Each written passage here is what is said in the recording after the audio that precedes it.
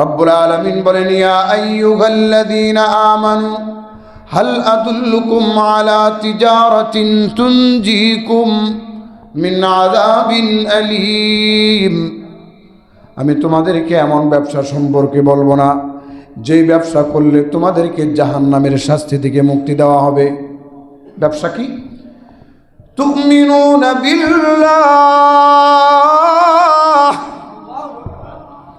আল্লাহর প্রতি বিশ্বাস স্থাপন করবে, ওয়া রাসূলিহি, রাসূলের প্রতি বিশ্বাস স্থাপন করবে, ওয়া তুজাহিদুনা ফি সাবিলিল্লাহ, আল্লাহর রাস্তায় সংগ্রাম করবে। টঙ্গীর ময়দানে রাত্রে ঘুরে যায় মাইরে ফেলাইছে এক মুসলমান আর এক মুসলমানরে। এই রক্তপাত না, এই জিহাদ না, এটার নাম জিহাদ না, এটার নাম শয়তানি। বলেন এটার নাম কি? শয়তানি। এক মুসলমান আর এক মুসলমানকে মাইরে ফেলাইছে।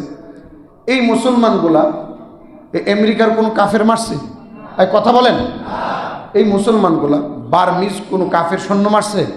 যারা দৈনিক মুসলমানদেরকে জবাই করতেছে, আজকেও, গতকালকেও, এর আগের দিনও, 4 দিন আগের ভিডিও দেখছি যে মুসলমান ধৈর্য ধৈর্য জবাই করতেছে, মারতেছে, পিসমোরা বান দিয়া বড় বড় সেনলিয়া কূপ দিয়া গলা কাটতে ফেলাইতেছে চোখের সামনে। কোনো অপরাধী বোধ হয় না, মারতেছে। এরকম একটা কাফেরকে মারছে তারা। তো এগুলো শয়তানি না, এটার নাম জিহাদ না। যদি কেউ মনে মনে ভাবে কোরআনে এটা আছে, রব্বুল আলামিন এই জন্য কোরআনুল কারীমে বলেছেন, ইউকাতিলুনা ফি সাবিলিল্লাহ ফায়াকতুলুনা ওয়া ইউকতালুন, তারা মারবে আর মরবে, মারবে আর মারবে আর কার রাস্তায়? কি দিয়া? জান দিয়া, মাল দিয়া। ক্রেতাকে দিবেন কি? জান্নাত। স্পষ্ট কথা। আপনি বলবেন যে এটার দলিল কি? পাকিস্তান আমলের দলিল আছে, বাংলাদেশ আমলের দলিলও আছে, ব্রিটিশ আমলের দলিলও আছে। কয় দলিল আছে? ওয়াদান আলাইহি হাক্কান ফিত তাওরাতি ওয়াল ইনজিলি ওয়াল কুরআন। রব্বুল আলামিন ওয়াদা করেছেন, তাওরাতে আছে। রব্বুল আলামিন ওয়াদা করেছেন, ইনজিলে আছে। রব্বুল আলামিন ওয়াদা করেছেন, কোরআনেও আছে। আল্লাহু আকবার। তিনি বলেন, ফামান আওফা বিআহদিহি মিনাল্লাহ, যে ব্যক্তি আল্লাহর অঙ্গীকার পূর্ণ করবে, ফাস্তাবশিরু বিবাইআকুমুল্লাযী বায়াতুম বিহি ওয়া যালিকা হুয়াল ফাওজুল আযীম। তোমরা যে চুক্তি করছো, এই চুক্তি যদি পূর্ণ করো তাহলে সুসংবাদ নাও, আল্লাহ তাআলা তোমাদের জন্য উত্তম কিছু রেখে দিয়েছেন। আল্লাহ তাআলা তোমাদের জন্য মুলকান কাবীরা রেখেছেন, মহা রাজত্ব রেখেছেন। সুসংবাদ গ্রহণ করো, আল্লাহ তাআলা তোমাদের জন্য মহান সফলতা রেখে দিচ্ছেন। সুবহানাল্লাহ বলবেন না? তাহলে জিহাদ যদি কোনো জাতি না করে তাহলে কি হবে? রাসূল বলেন, সাল্লাতাল্লাহু আলাইকুম যুল্লান, তোমাদের উপর অপমান জিল্লতির ব্যবস্থাপনা চাপায়া দেওয়া হবে। এই কথা আছে না, জোরজার, চিন্তা করেন, জোরজার মুল্লুক তার। আল্লাহ কি কয় শুনেন না?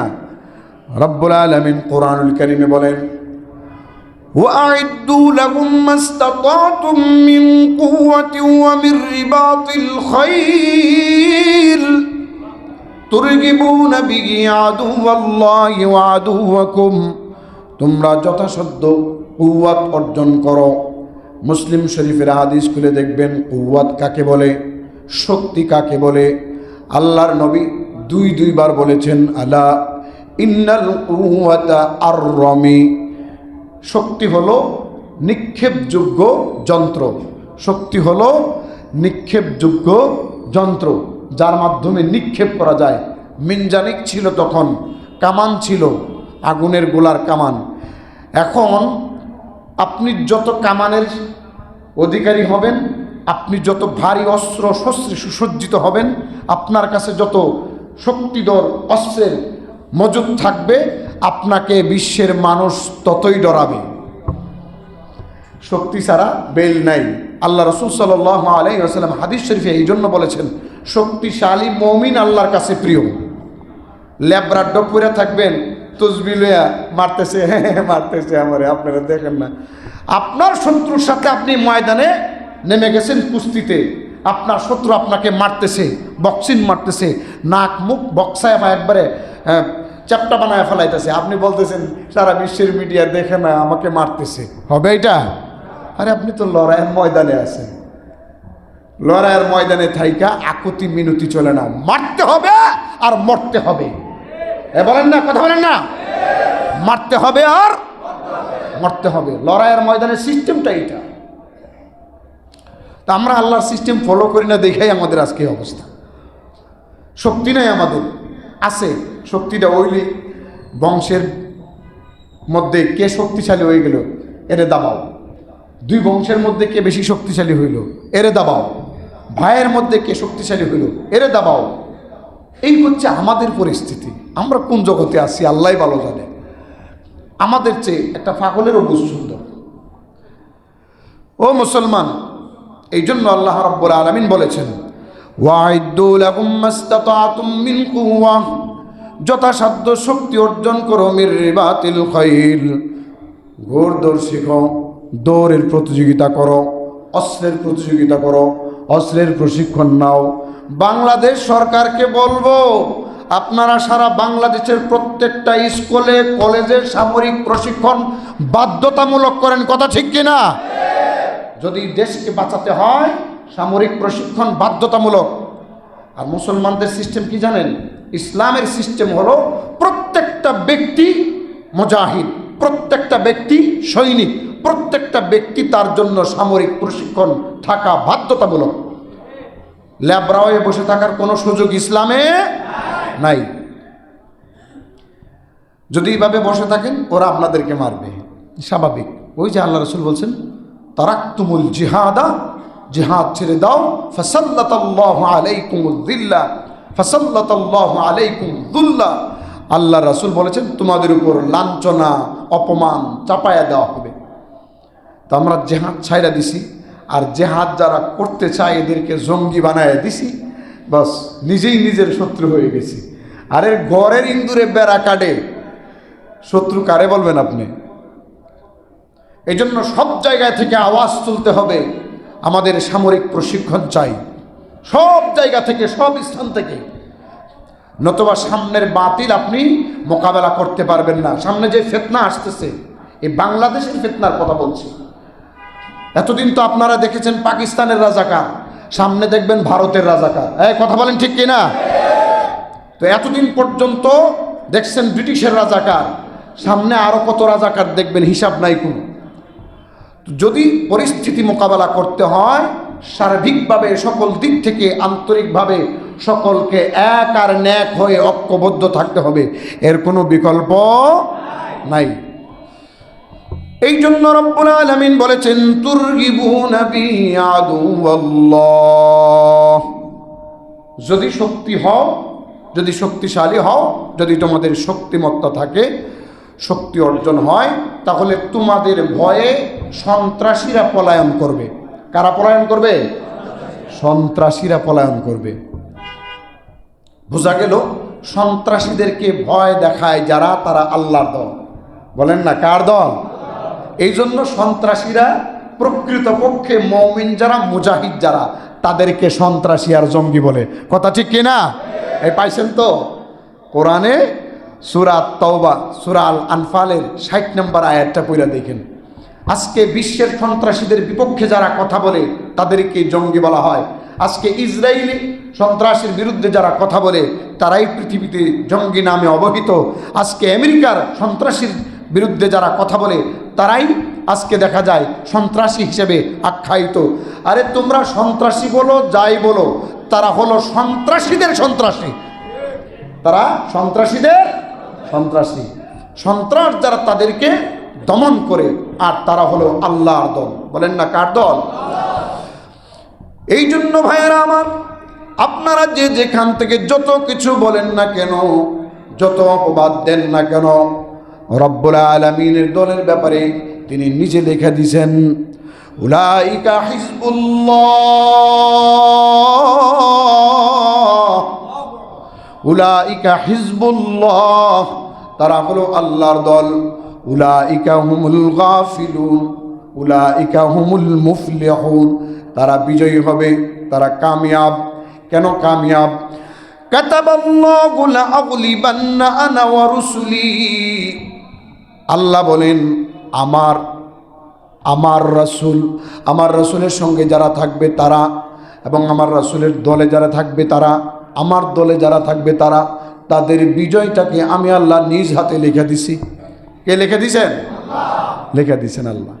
অতএব সার্বিকভাবে সকল দিক থেকে সবাই ভালো কাজের ক্ষেত্রে ঐক্যবদ্ধ হন। গাওরামি তেরামি করে কোনো লাভ নাই, শেষ হয়ে যাবেন। কিন্তু লা তানাযাউ, ঝগড়া করো না। ফাতাফশালু ওয়া তাযহাবা রিহুকুম ওয়াসবিরু, হাওয়া ছুটে যাবে। হাওয়া বলেন না, কি ছুটে যাবে? হাওয়া ছুটে যাবে। এটার উদাহরণ কিভাবে বুঝবেন? মনে করেন একজন অন্যায়কারীকে ধরা হলো, হাত পা বাইদা বলছে যে তোরে জবাই করা হবে, তোরে মেরে ফেলা হবে। দেখবেন তার চেহারার কি অবস্থা। এই যে ভয়ঙ্কর ভীতিকর যে ছাপ তার চেহারায় ফুটে উঠে, এইটার নাম হলো হাওয়া ছুটে যাওয়া। এটার নাম কি? হাওয়া ছুটে যাওয়া। তা আমরা যদি ঝগড়া পরস্পরে করি, হাওয়া ছুটে যাবে কাফেরদের কাছে, মুশরিকদের কাছে। ওরা মারবে আমাদেরকে, ওরা চায় এটা। সূরা মুমতাহানা পড়ে দেখেন, ইয়াসতাফুকুম ইয়াকুনু লাকুম আদাআ ওয়া ইয়াবসুতু ইলাইকুম আইদিয়াহুম ওয়া আলসিনাতাহুম বিসসু ওয়া ওয়াদ্দু লাউ তাকফুরুন। তারা সুযোগ পাইলে হাত সম্প্রসারণ করে, সুযোগ পাইলে জবান সম্প্রসারণ করে। তো এই জন্য আমরা যদি ভালো কাজে এক আর ন্যাক না হই, শক্তিশালী না হই, বলেন কি না হই? শক্তিশালী না হই, তাহলে তারা আমাদেরকে মারবে, তারা আমাদেরকে ধ্বংস করে দিবে, আর আমাদের হাওয়া ছুটে যাবে। এই জন্য নিজেদের অবস্থান নিজেদেরকেই পরিবর্তন করতে হবে। রব্বুল আলামিন কোরআনুল কারীমের মধ্যে বলেন, ইন্নাল্লাহা লা ইউগাইয়িরু মা বিকওমিন হাত্তা ইউগাইয়িরু মা বিআনফুসিহিম। কোন সম্প্রদায়ের অবস্থা আল্লাহ পরিবর্তন করেন না যতক্ষণ পর্যন্ত তারা নিজের অবস্থা নিজে পরিবর্তন না করে। নিজের অবস্থা পরিবর্তন করার জন্য সৎ পথে সংগ্রাম করতে হবে। বলেন না কোন পথে? সৎ পথ কাকে বলে? সৎ পথ বলা হয় ভুল সংশোধন করে আল্লাহর হুকুম, রাসূল সাল্লাল্লাহু আলাইহি ওয়াসাল্লামের সুন্নত দিয়ে নিজেরে সাজানো, বাস এটার নাম হলো সৎ পথ। আপনি অমুক নেতার আদর্শের সৈনিক, তমুক নেতার আদর্শের সৈনিক, তার জন্য জীবন দিছেন, তার দলের জন্য জীবন দিছেন, তার দলের নীতির জন্য জীবন দিছেন। এই জীবন জীবন না, এই জীবন আপদ আর বিপদ ছাড়া আর কিচ্ছু না। আপনি ঠিক কইলেও ঠিক, না কইলেও ঠিক। কোরআন পড়েন, আল্লাহ কি বলেছেন? কুল ইন্না সালাতি ওয়া নুসুকি ওয়া মাহইয়ায়া ওয়া মামাতি লিল্লাহি রাব্বিল আলামিন। বিশ্ব নবীর জীবন আল্লাহর জন্য। বলেন কার জন্য? বিশ্ব নবীর মরণ আল্লাহর জন্য, বিশ্ব নবীর নামাজ আল্লাহর জন্য, বিশ্ব নবীর কুরবানি, জিহাদ, রক্ত দেওয়া নেওয়া সব কিছু যদি আল্লাহর জন্য হয়, তাহলে আমার আপনার জীবন কার জন্য হবে? আল্লাহর জন্য। বাস এমনটা হলে আপনি সফল হবেন, সৎ এবং সঠিক পথে থাকতে পারবেন, নতুবা সম্ভব না। এই পথে যদি আপনি সঠিকভাবে থাকেন, আল্লাহ রব্বুল আলামিনের ওয়াদা হলো তিনি নিজে আপনাকে সাহায্য করবেন। সুবহানাল্লাহ। রব্বুল আলামিন বলেন, ইয়া আইয়ুহাল্লাযীনা আমানু ইন তানসুরুল্লাহ, হে ঈমানদারেরা, হে বিশ্বাসীরা, তোমরা যদি আল্লাহকে সাহায্য করো। আল্লাহ সাহায্য করা দরকার আছে? হ্যাঁ, আল্লাহকে আপনি কি সাহায্য করবেন? কোনো প্রয়োজন আছে? তার মানে কি? আল্লাহর হুকুমে নিজেকে পাবন্দি করা, আল্লাহ যে হুকুম দিয়েছেন সেই হুকুমের উপরে নিজেকে চালানো। ইন তানসুরুল্লাহা ইয়ানসুরকুম ওয়া ইউসাব্বিত আকদামাকুম, তাহলে তার ওয়াদা হলো, আল্লাহর ওয়াদা হলো রব্বুল আলামিন তোমাদেরকে সাহায্য করবেন, নুসরত করবেন, তোমাদেরকে সঠিক পথে অটল রাখবেন। এটা হলো আল্লাহর ওয়াদা। বলেন না কার ওয়াদা?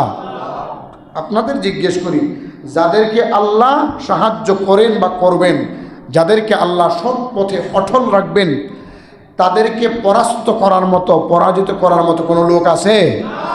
এই জন্য কোরআনে বলা হয়েছে ইউজাহিদুনা ফি সাবিলিল্লাহ ওয়ালা ইয়াখাফুনা লাউমাতা লাইম। কোনো তিরস্কারকে পরোয়া করবে না, ভয় করবে না। যেটা আছে এটা বলবে, যেটা আছে এটা করার চেষ্টা করবে। আল্লাহ বলছেন তো বস, শেষ। আফগানিস্তানে বাংলাদেশের এক লোক জিহাদ করছে, সরল সোজা মানুষ, পুলিশে ধইরা নিছে। তুমি কি ওখানে জিহাদ করছো? করছি। উল্টায় রাখছে। কি হয়েছে? কয় মারছো কেন, মারতেছো কেন?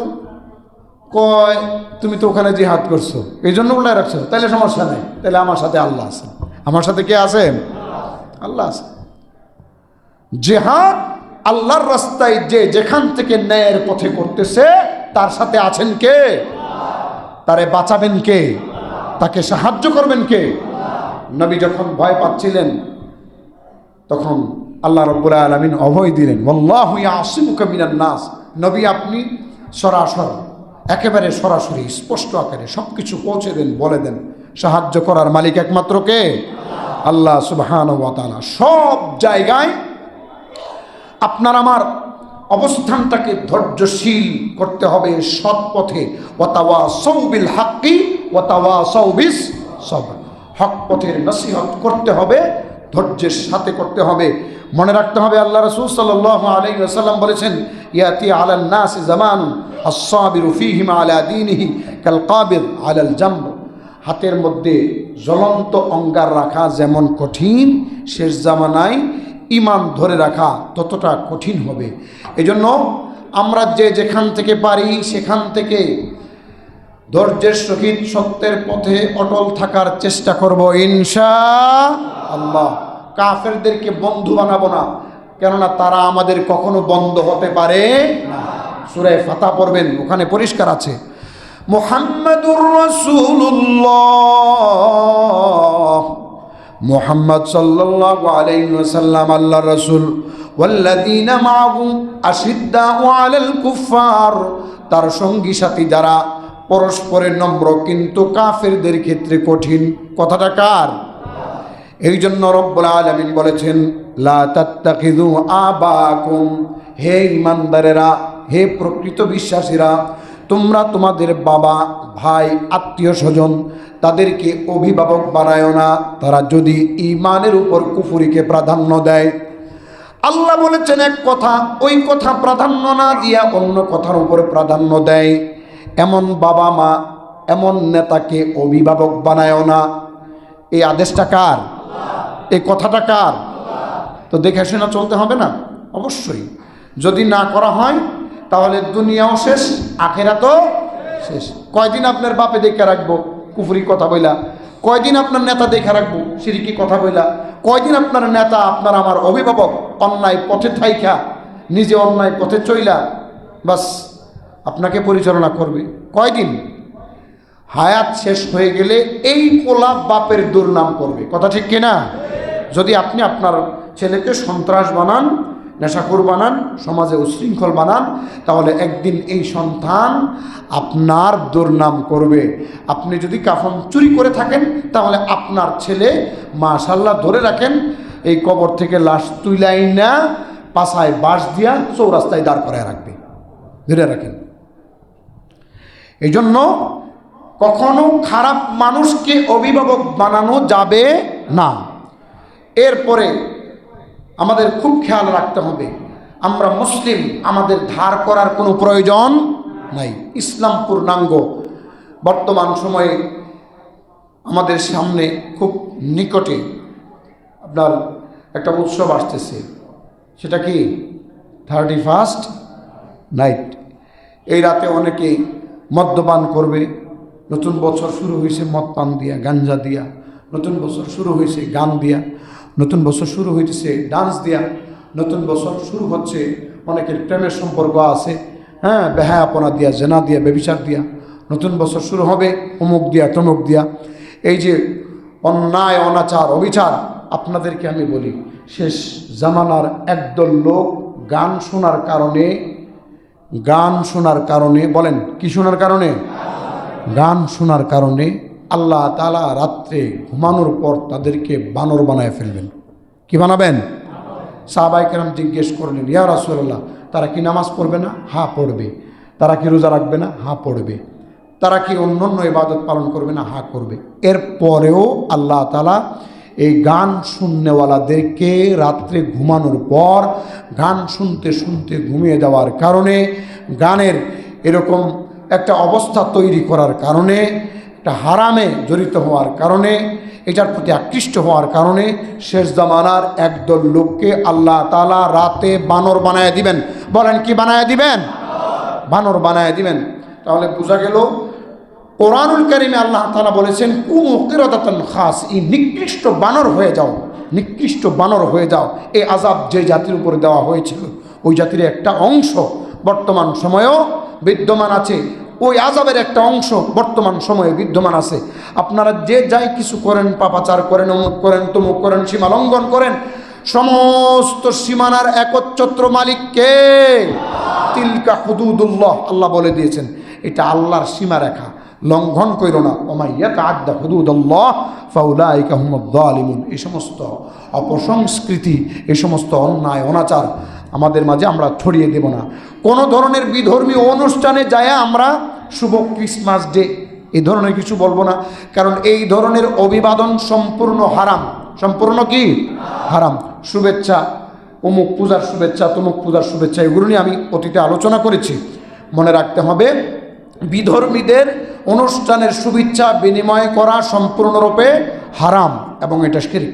আল্লাহ রাব্বুল আলামিন এতক্ষণ পর্যন্ত কোরআন ও হাদিস থেকে যে কথাগুলো বলেছি, আমরা শুনেছি, এর উপর স্পেশালি আমল করার তো